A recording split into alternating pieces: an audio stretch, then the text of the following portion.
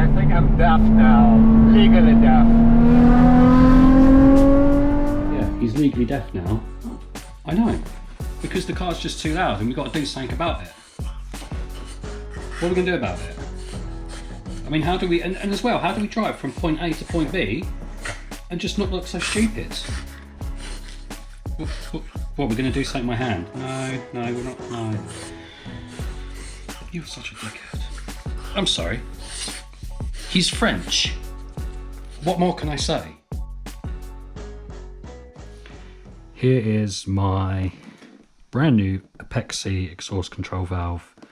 I ordered it, special delivery, overnight parts from Japan. If we have to, overnight parts from Japan. Well, it wasn't overnight, it was 6 days, but 6 days is bloody good. But let's have a look. Come on, come on, come on. Boom! Nengun JDM approved sticker. Authentic JDM. Cool. Instruction manual in Japanese. Yeah, cool. We've got new gaskets, some fittings, a plate. This is going to be installed on dashboard for the control. So it's kind of a little bit like a throttle body. So this part that's just soldered off over there, this part here is going to go to the valve. This is going to be mounted in the car.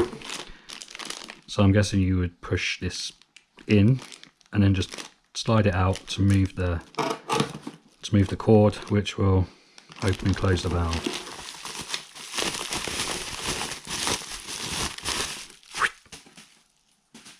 Yeah. So the cord is going to come through here and wrap in there to the interior. You're going to pull the cord, which is going to pull this.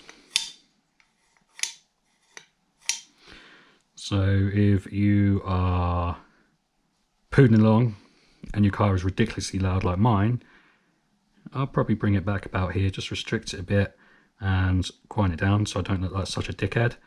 If I see a police officer of the law, boom. Yeah, it wasn't me. It wasn't me.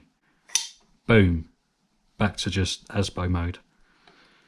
It's quite nice that it's spring loaded to be open, because you know, as long as that cord is all the way in, it's open. If the cord is out, it's shut. It's quite simple.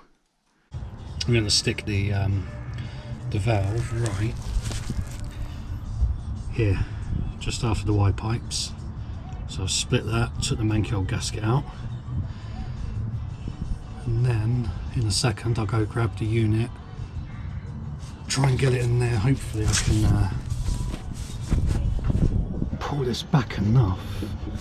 If not, I'm going to take the hangers off, which is going to be more of a pain in this weather because it is bloody freezing. So I'll probably just put it on time lapse, see how it goes. In that case, no more pussyfooting around. Come, let's fight!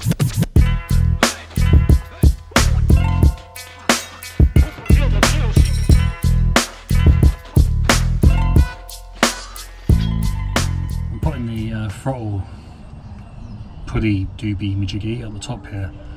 A lot of people hang them at the bottom, but I can't see any reason why it won't go on top there.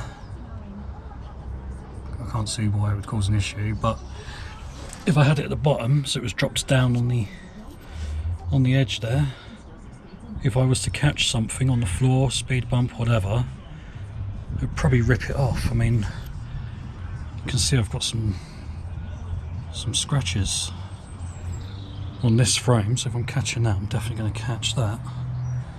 So I go for the top, hope for the best. Shaolin and Wudang are family. Shut up! You said Shaolin before you said Wudang. After you lose that fight to me, I promise you, you'll be saying Wudang, then Shaolin. I can't represent Shaolin. You're one of Shaolin's best students. After I beat you, We'll see your master just yet. Right, so I've drilled the hole in the transmission tunnel for the cable. Just use a normal metal drill bit to get a pilot hole through. Next, I'll be choosing one of these stepper bits so I can get it big enough for one of these overpriced rubber grommets from Halfords. I think they done me for like a £5 for that. Bloody ridiculous. Just down here, you can just about see near my fingers, I've drilled a hole through here.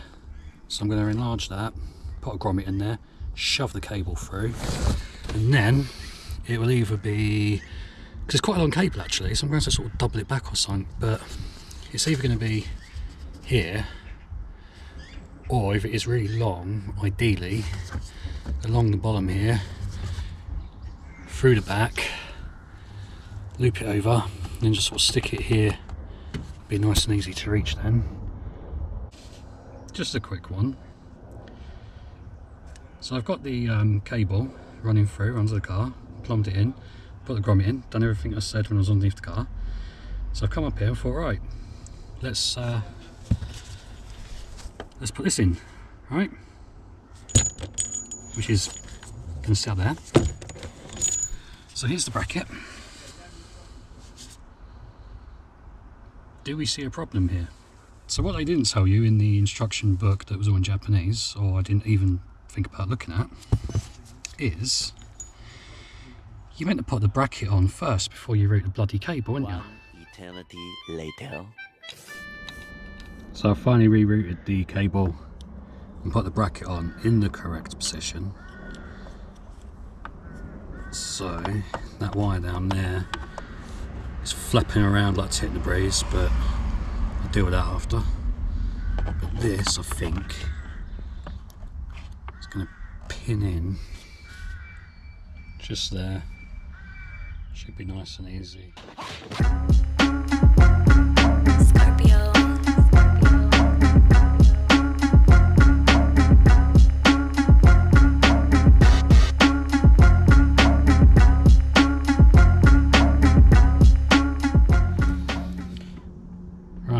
All done, plumbed in.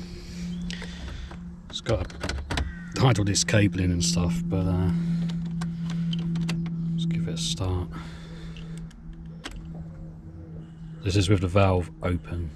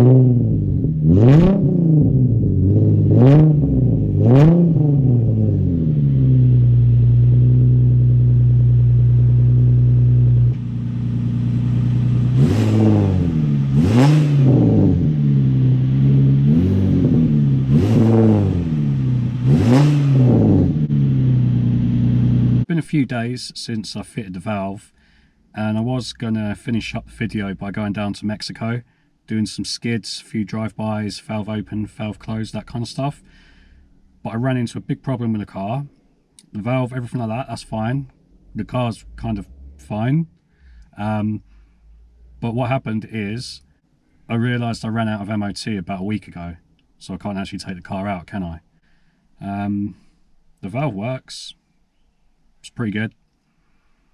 As soon as you pull it, I mean, I don't know if you can hear it in the videos, but you pull the cord and it drops that kind of bassy drone idle, or when you rev it, that sort of deep, like, whoom, it goes.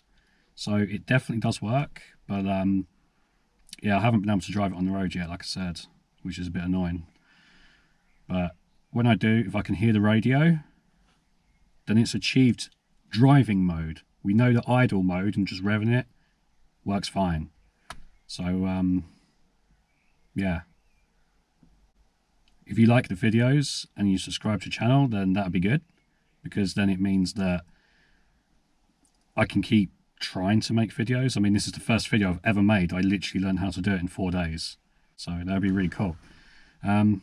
Yeah, so see you in the next one.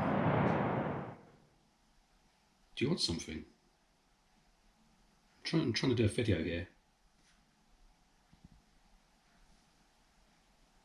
Okay, you're just going to sit there.